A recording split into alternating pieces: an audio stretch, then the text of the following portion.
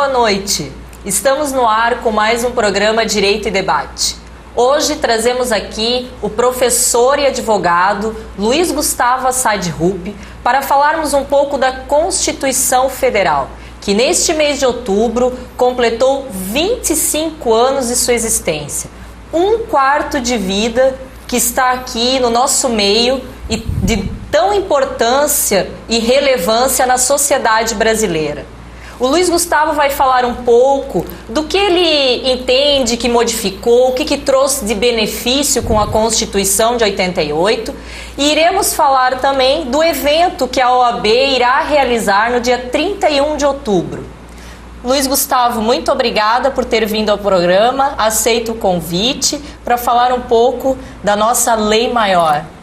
Muito obrigado, eu é que agradeço a oportunidade de estar presente aqui no seu programa. E realmente uma oportunidade muito grande. A OAB, em nível nacional, vem organizando uma série de eventos, de atividades relacionados à comemoração dos 25 anos da Constituição.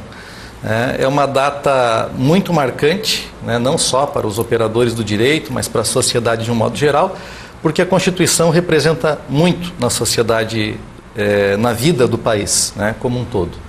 É importante nós observarmos, né, só para citar um aspecto, né, desse período, desses 25 anos de Constituição, que em toda a história da República, do país, e mesmo se nós fôssemos pegar o Império e tudo mais, embora seja um período relativamente pequeno, talvez seja um dos períodos de maior tempo de estabilidade política, de normalidade democrática que o país viveu, né? Então esse é um aspecto importante desses 25 anos da Constituição, dessa Constituição de 88. Sim.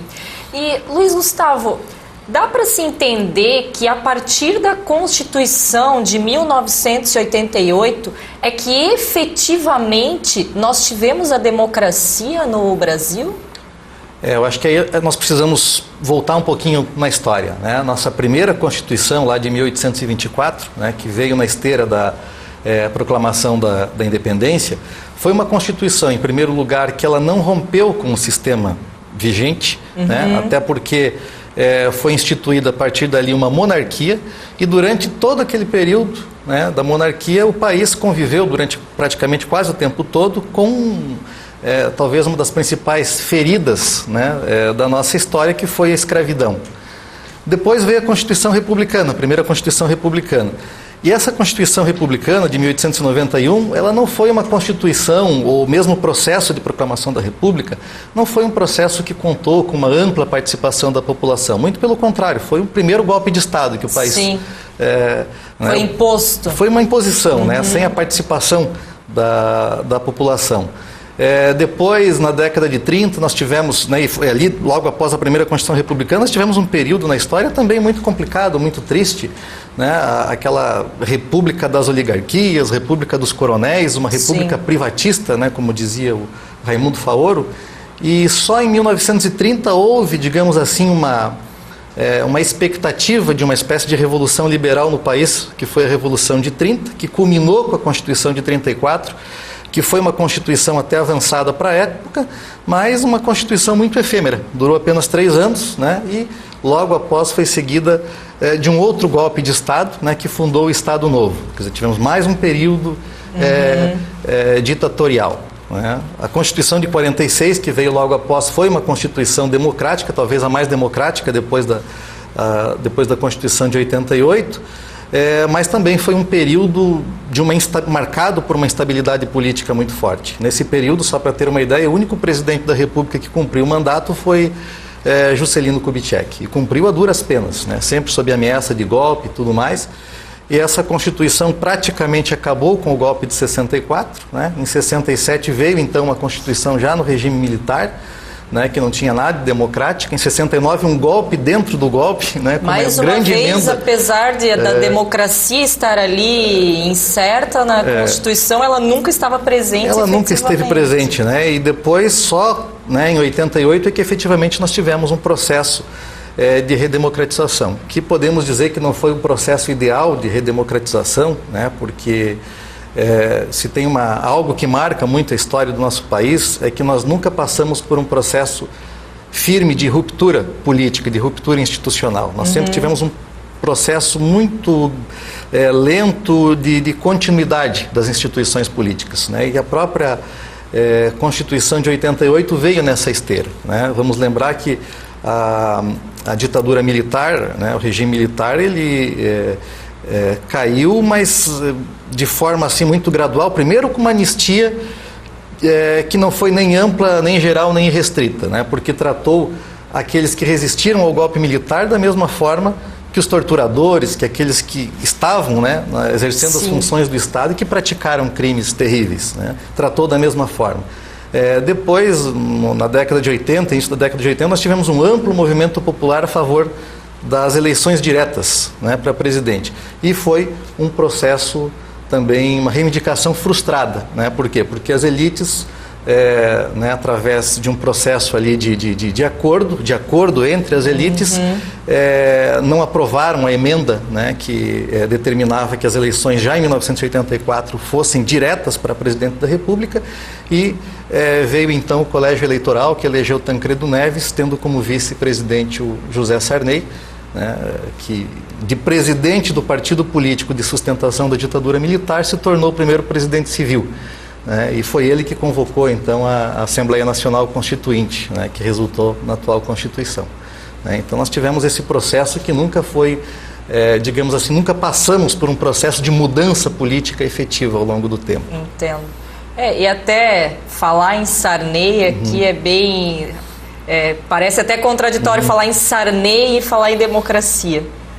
Mas nós estamos aqui, o Luiz Gustavo deu uma aula de história sobre a Constituição, que muita gente não conhece, e no segundo bloco continuaremos falando da Constituição, da questão da democracia, para conhecermos um pouco mais dessa lei tão importante. Já retornaremos.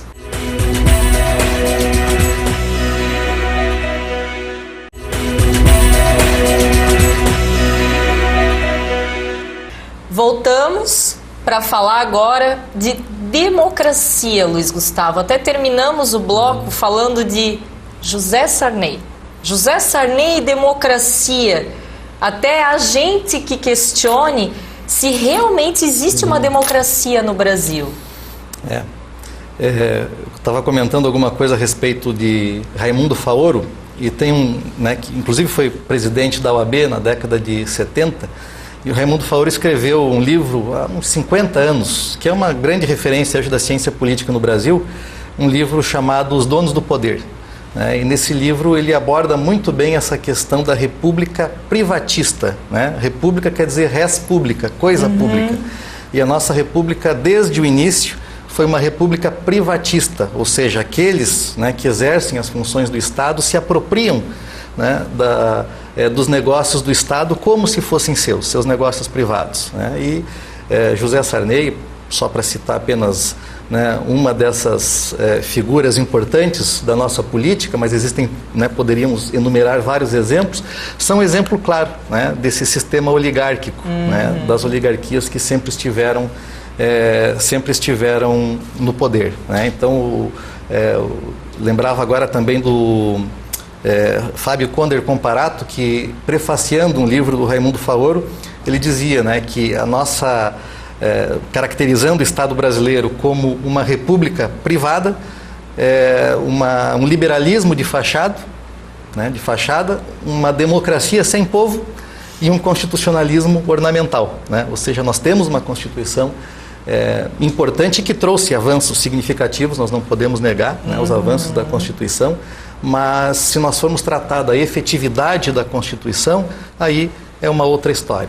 Sem dúvida que do ponto de vista formal nós estamos numa democracia, nós temos eleições, claro, e tudo mais, e isso é um avanço, não dá para negar que isso significa um avanço, principalmente para quem saiu de uma ditadura militar, que sabe como funcionava aquele regime, mas uma democracia ela não pode existir apenas no aspecto formal. O aspecto formal é importante, mas é importante que a democracia se realize do ponto de vista material também. né? Então Perfeito. Hoje nós podemos dizer que uma democracia material ela vai se realizar a partir do momento que os direitos, aqueles direitos e garantias previstos na Constituição, não só os direitos individuais, mas principalmente os direitos sociais, se tornem efetivos. Aí nós podemos falar que existe uma democracia efetivamente material, substancial. Uhum. E Luiz Gustavo, até aproveitando essa questão dos direitos individuais, direitos sociais, será que o que não está faltando para o povo brasileiro é conhecer a Constituição Federal?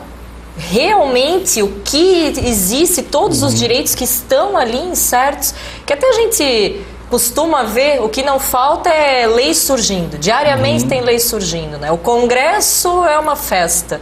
Então, na verdade a Constituição ela é muito completa, eu entendo, pelo menos vejo assim, como uma Constituição muito completa. Né? Às vezes basta dar uma lida um pouco mais aprofundada que você consegue sanar vários problemas que estão por aí. Claro, né? Sem dúvida, a nossa Constituição ela tem essa característica, né? Muitos acusam, inclusive, a nossa Constituição de ser muito detalhista, né? Mas, na verdade, o que existe na Constituição é que durante o próprio processo, né, da Assembleia Nacional Constituinte, ocorreu uma mobilização muito grande por parte da sociedade. Então, vários segmentos da sociedade se mobilizaram e conseguiram inserir ali conquistas importantes. Podemos dizer que até muitas reivindicações não foram atendidas, né? A Constituição ela representa avanços em vários aspectos, mas poderíamos falar também em retrocessos que não foram inseridos na Constituição, mas né, se nós formos pegar os direitos sociais, por exemplo, sistema de saúde, sistema único de saúde, os direitos trabalhistas, são direitos que estão hoje positivados, postos na Constituição, né, e que, portanto, eles não podem, através de uma simples legislação ordinária, serem suprimidos. Né? Talvez essa tenha sido a grande conquista, né, desses movimentos sociais que contribuíram muito durante o processo da Constituinte. Agora, sem dúvida nenhuma, né? Claro que muita gente desconhece os direitos que estão ali presentes, existe muitas vezes uma falta de capacidade política, de organização e tudo mais para reivindicar, para lutar por esses direitos, para garantir, né, a efetividade desses direitos e acabam, né, se tornando muitos deles normas meramente programáticas, né, como dizem Sim. alguns constitucionalistas, ou seja, estão lá como um programa, né, para ser cumprido no dia que isso for possível, né? E as coisas não são bem assim.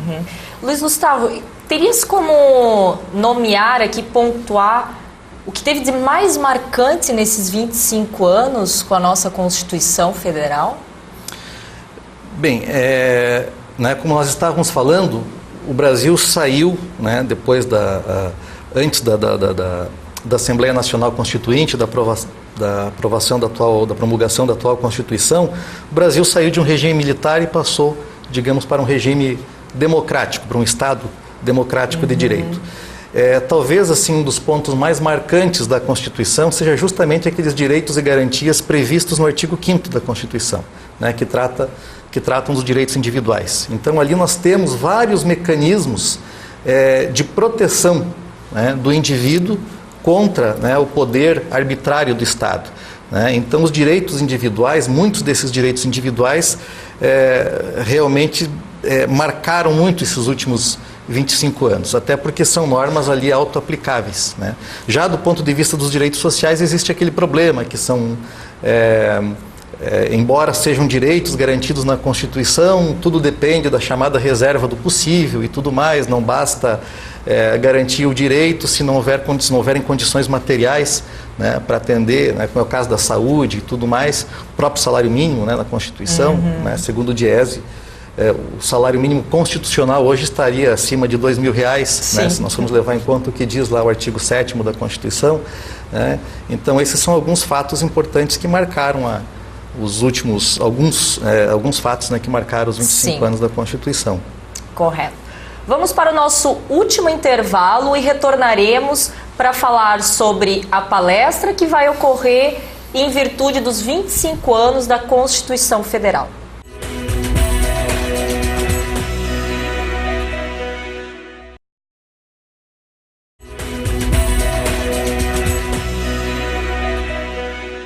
Voltamos com o nosso último bloco, agora para falar das cláusulas pétreas, que o Luiz Gustavo vai dar um breve relato do que significa a cláusula pétrea para a Constituição brasileira.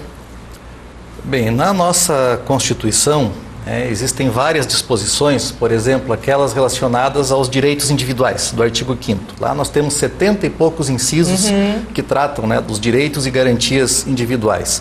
Temos também o sistema federativo, a questão da soberania nacional e tudo mais, o sufrágio universal. Sim. Então, todos esses direitos e garantias, eles se constituem enquanto cláusulas pétreas, ou seja, a própria Constituição não permite que estas normas sejam objeto, elas não podem ser alteradas, não podem ser suprimidas, nem por emenda constitucional. Ou seja, não adianta querer emendar a Constituição para suprimir aqueles direitos e garantias que estão ali. Coisa que a gente tem bastante, né? Previstos. Né? Isso é para garantir justamente o chamado direito das minorias, né? Porque esses direitos eles não poderiam ficar disponíveis por uma maioria eventual. Por exemplo, vamos fazer um plebiscito para aprovar a pena de morte. Isso está fora de cogitação no nosso sistema constitucional. Né? Mesmo uma maioria, mesmo que seja por plebiscito, seja por maioria no parlamento, né, esses direitos não podem ser suprimidos. Por isso que são cláusulas pétreas, são fixas. Né? Isso aí é o mínimo que precisa ser garantido no nosso Estado. É uma garantia ao povo de que isso não será alterado. Esse direito é estabelecido e jamais será alterado. Sim. Assim esperamos. Bom, agora vamos falar um pouquinho da palestra que o Luiz Gustavo, também não falei, ele é vice-presidente da OAB Subseção Joinville, está aqui representando a OAB e vai falar um pouco da palestra Constituição da República e seu quarto de século, avanços e perspectivas, com o Dr. Rui Espíndola. No dia 31 de outubro, será no Tannenhof, a partir das 19 horas. É importante até nós salientarmos, né, que a OAB, isso em nível federal, o próprio Conselho Federal agendou uma série de atos comemorativos, né, de encontros, de conferências relacionados aos 25 anos da Constituição. E nós aqui não poderíamos também, né, ficar fora de toda, né, essas atividades, então nós convidamos aqui o Dr. Rui Espíndola, que também está coordenando essas atividades junto ao Conselho Federal. Né? O Dr. Rui é advogado aqui em Santa Catarina, um advogado bem conhecido na área do direito público, atua na área constitucional, né, com mestrado, possui mestrado, doutorado, tem obras publicadas, né, nessa área. Então, realmente é um professor, né, um conferencista que vale a pena assistir. Né, vai tratar dos avanços, né, e perspectivas, né, fazer uma análise, uma avaliação desses 25 anos e o que nós temos pela frente, quais são as perspectivas, né, do nosso direito constitucional, do nosso constitucionalismo aí daqui para frente. Bom, só fazendo uma retificação, a palestra será no anfiteatro da Faculdade Cenecista Elias Moreira e não no Tannenhof, como eu havia comentado. É que até nós iremos falar aqui também que a OAB fechou uma parceria com a ESA e assim estará fornecendo para os advogados da cidade e estudantes uma maior condição de estudo, que até estão previstas em torno de 3 palestras até o final do ano. Isso. Já, né, Luiz Gustavo? Isso. É bom lembrar também que a OAB, né, junto à seccional estadual, né, de Santa Catarina, mantém a Escola Superior de Advocacia, a ESA. Né? Então, a ESA, ela vem patrocinando uma série de atividades, de cursos, né, voltados para a atuação profissional do advogado. Né? A ESA já existe há muito tempo e vários desses cursos serão ministrados aqui em Joinville. Nós teremos no mínimo 3 cursos programados ainda durante esse ano, né? Até o final do ano. Um na área do direito penal, outro na área do direito do trabalho e um terceiro que eu não me recordo exatamente qual será o tema, né? Mas logo, né, para quem quiser obter mais informações, no site da OAB, né, esses cursos, a programação desses cursos estarão disponíveis lá para consulta. E já tem uma previsão de data para a primeira palestra, Luiz Gustavo, da ESA, nessa parceria? Isso. A primeira palestra deverá ocorrer no dia 22 de outubro, né, no Tannenhof. Correto. As inscrições devem ser feitas online, né, no site da OAB. E será sobre direito penal. né, sobre as reformas aí do direito penal, do direito processual penal. Correto. Então, até voltando sobre a questão da Constituição Federal, eu particularmente vejo que o direito constitucional é a base de tudo e vale a pena, né, a gente resgatar isso e sempre estar estudando os direitos constitucionais. Porque se você tem o direito constitucional muito bem trabalhado, os outros direitos acabam, né, se concluindo por si só. Eu penso assim. Então é uma ótima oportunidade aqui com o Dr. Rui Espíndola, que entende muito do assunto, e você poderá estar aprendendo um pouquinho mais, agregando conhecimento, o que é muito importante. E estar aprendendo um pouco mais da nossa Constituição, que eu acho que poderia ser muito melhor valorizada. Agradeço aqui a presença do Gustavo, porque a OAB tem trabalhado efetivamente para que o advogado de Joinville esteja melhor representado, né? Tanto nós ficamos aqui à margem durante um longo tempo, a gestão anterior buscou isso a duras penas, trazer com que a OAB de Joinville, através de seus advogados, estivessem bem representados, e agora com o trabalho do Maurício Voz, juntamente em parceria com a seccional, vem fortalecendo isso. Então nós temos a obrigação de comparecer para estar fortalecendo cada dia mais, né, Luiz Gustavo, esse trabalho. Nós sempre conclamamos, né, os advogados aqui de Joinville para que participem, né, das atividades da OAB. Né? Então nós organizamos essas conferências, essas palestras, os cursos agora da Escola Superior de Advocacia e também uma participação efetiva, inclusive nas comissões, né? A OAB, ela, além de ser uma entidade que visa garantir as prerrogativas, proteger as prerrogativas profissionais dos advogados, ela tem uma inserção muito grande também em vários setores da sociedade. Né? Nós estamos, a OAB possui assento em vários conselhos, né, aqui da cidade, na área de meio ambiente, criança e adolescente, patrimônio histórico, várias políticas públicas, né, a OAB procura contribuir, né, na efetividade de várias políticas públicas, na própria formulação de várias políticas públicas que em âmbito municipal. E, claro, isso demanda uma ampla participação dos advogados. Claro. Né? Então, não precisamos da ampla participação aí de toda a comunidade dos advogados aqui da cidade. Perfeito, Luiz Gustavo. Muito obrigada pela sua presença, pela sua participação.